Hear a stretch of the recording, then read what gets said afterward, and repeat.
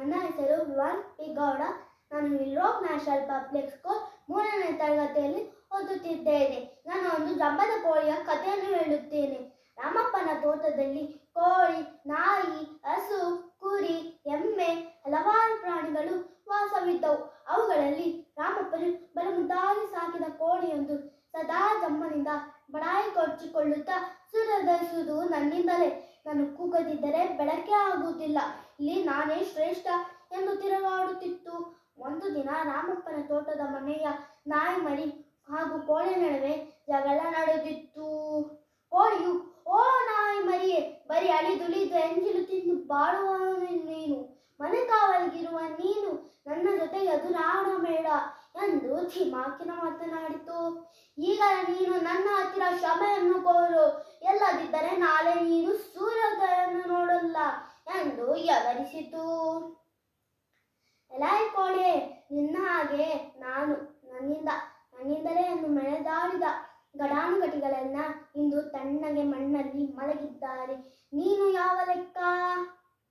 ದೇವರು ಪ್ರತಿ ಜೀವಿಗಳಲ್ಲೂ ಒಂದೊಂದು ವೈಶಿಷ್ಟ್ಯತೆ ಕೊಟ್ಟಿರುತ್ತಾನೆ.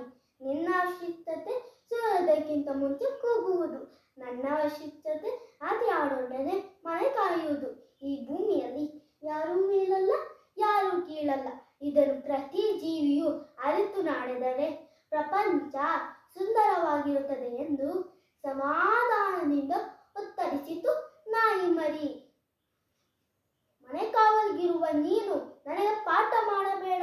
ಬಣ್ಣದ ಕೋಳಿ ನಾನು, ನನ್ನ ಸೌಂದರ್ಯಕ್ಕೆ ಸಾಟಿಯೇ ನೀನು.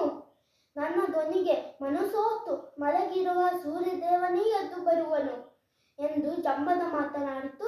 ಜಂಬದ ಕೋಳಿಯು, ನಿಯತಿಗೆ ಹೆಸರಾದ ನಾಯಿ ಮರಿಯು ಅಹಂಕಾರ ತುಂಬಿದ ಕೋಳಿಯೊಂದಿಗೆ ವಾದಕ್ಕಿಳಿಯುವುದು ವ್ಯರ್ಥ ಎಂದು ಸುಮ್ಮನಾಯಿತು.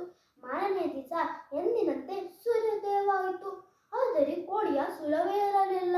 ಎಲ್ಲಿ ನೋಡಿದರೂ ಕೋಳಿಯ ಬಣ್ಣದ ಪುಕ್ಕಗಳು ಚೆಲ್ಲಿತ್ತು. ಸಂಜೆ ಆದರೂ ಕೋಳಿಯ ಸುಳವೇ ಇರಲಿಲ್ಲ. ರಾತ್ರಿಯ ಊಟದ ತಟ್ಟೆಯಲ್ಲಿ ನೋಡಿದರೆ ಕೋಳಿಯ ಕಾಲು ತುಂಡು ನೋಡಿ ನಾಯಿ ಮರಿಗೆ ಬಹಳ ದುಃಖವಾಯಿತು. ನೆನ್ನೆಯಷ್ಟೇ ನಾನು ನನ್ನಿಂದಲೇ ಮೆರೆದಾಡುತ್ತಿದ್ದ, ಇಂದು ನೋಡಿದರೆ ನಾಯಿ ಮರಿಯ ತಟ್ಟೆಯಲ್ಲಿ ತಣ್ಣಗೆ ಮಲಗಿದ್ದಾನೆ. ಶ್ರೀಮಂತಿಕೆ, ಸೌಂದರ್ಯ, ಅಧಿಕಾರ ಇವೆಲ್ಲವೂ ಭ್ರಮೆಯಷ್ಟೇ. ಇರೋವರೆಗೂ 4 ಜನರಿಗೆ ಉಪಯೋಗವಾಗುವಂತೆ ಬಾಳಬೇಕು. ಅದಕ್ಕೆ ನಮ್ಮ ಹಿರಿಯರು ಹೇಳುವುದು, ಅಹಂಕಾರದಿಂದ ಅವನತಿ, ಸಂಸ್ಕಾರದಿಂದ ಸಮೃದ್ಧಿ. ಧನ್ಯವಾದಗಳು.